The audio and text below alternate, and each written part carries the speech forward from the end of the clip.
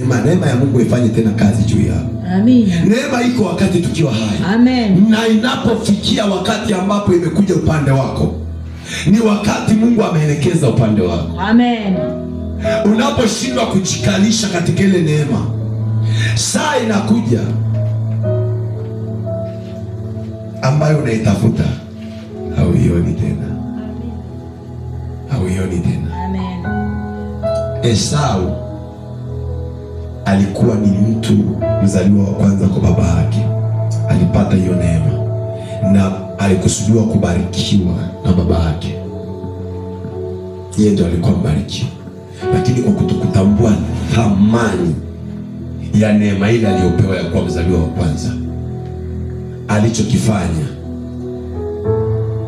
alithamini chakula kama vile leo hii watu wanavyothamini fedha ama wanapothamini chakula na mambo yao kushinda wokovu na neema ya Yesu Kristo. Alithamini chakula cha dengu cha mdogo wake Yakobo, na akamwambia mzaliwa wa kwanza ni kitu gani hata ni uthamini? Mimi nina njaa, nipe chakula. Alipewa chakula akala, lakini Yakobo alimwambia niapie kwamba utanipa nafasi yako ya mzaliwa wa kwanza. Na Esau akamwapia, na Yakobo kweli akachukua haki yake ya mzaliwa wa kwanza, akachukua baraka. Kuna watu wameuza haki zao za kuwa wazaliwa katika Kristo na wamekuwa katika hali ya kutumikishwa, watu wengine wakichukua baraka zao kama wazaliwa wa kwanza. Kuna siri kubwa sana kwenye neema ya wokovu wa Mungu.